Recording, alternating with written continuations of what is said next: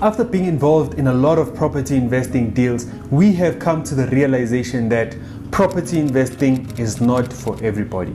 So now if you've clicked on this video, the question on your mind is that, is property investing the best way to invest your money? Yes, 90% of property investors have become millionaires through investing in property. However, we will be uncovering the brutal truth of investing in property. As much as we can say a lot of millionaires became millionaires through investing in property, however, on the same hand, a lot of people have lost their hard-earned cash through investing in property. So now in this video, we'll be discussing the mistakes that beginner property investors make so that you don't have to make it. Now, the first mistake is one that all property investors have made as beginners. Now, this would be buying an apartment in hopes that it's going to be growing in appreciation and also in income, making you cash flow positive from day one. Most apartments that we have viewed do not make financial sense, especially if you're buying them through bond. However, they have a potential to grow in value, especially if you bought them in the early stages.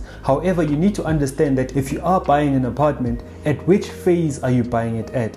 If you're buying it towards the last phases, then chances are you wouldn't be making any money. However, if you're buying it in the first stages, then you probably would be looking at making money, looking at appreciation. Generally, apartments have more expenses versus standalones because now you're looking at levies, of which you do not find when it comes to investing in standalone. Take this into consideration. The more we are spending is the less our cash flow is. So when it comes to looking at levies as one of the expenses that you do find with estates compared to standalones, that means our expenses when it comes to apartments does become generally higher than standalones. So now that you understand that with your apartments you're probably going to be making a loss, I'm sure now you're thinking that maybe I should go towards your freestanding houses.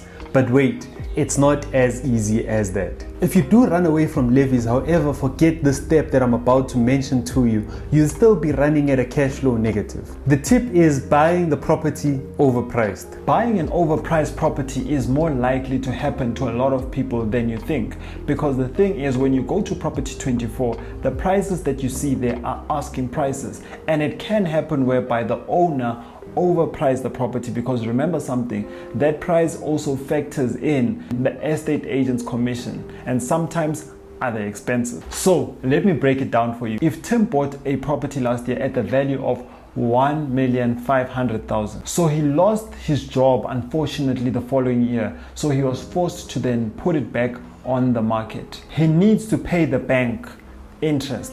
He needs to pay cancellation costs. He also needs to pay back the estate agent on top of what he bought the property for. So if we add all of these expenses, they sum up to a whopping 167,187 rand and 50 cents. Now for Tim to break even, he would need to sell the property at 1,667,187 rand and 50 cents. He might advertise the property at 1,700,000. Now this means that the property is overpriced. If you do not know how to check the value of the property, chances are you might see it as a bargain. At the end of the day, you might be falling into a trap of buying an overpriced property. After seeing a property listed for 1,700,000, you might be thinking that let me negotiate and put in an offer at 1,650,000.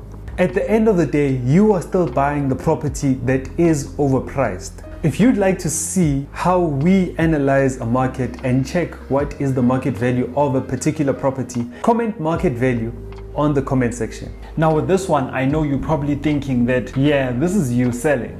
But hear me out. Investing in property is going to be one of the biggest purchases that you ever make. You might probably second guess the property that you invested in or still have questions before you start investing. Now, how the coach assists you goes beyond just teaching you how to invest in the right property. They should be the one that teaches you how to verify if the property is the right property to be investing. I don't know how many students of ours came back to us after signing the offer to purchase on some, man, I feel like this is not the right property to invest in. after they've done the due diligence. However, because they had a coach on their side to hold their hand and say that this is the right property for you to invest in, now they are sitting with properties that are running cash flow positive, and they are actually grateful that they took that step. If you want to start 2025 with a bang and you'd like our assistance in terms of us adding massive value towards your property journey, make sure that you hit the link below in the description and request a Zoom this year. Now, to answer your question, is property investing a good way to invest your money? Yes and no. If you do have the patience and you do have a qualified team that will assist you with your journey, this is probably the best game ever that you would enjoy. However, if you are alone and you're not even sure in terms of where to start, I'll say that take a seat back, book a Zoom with us, and then your answer would then be yes again.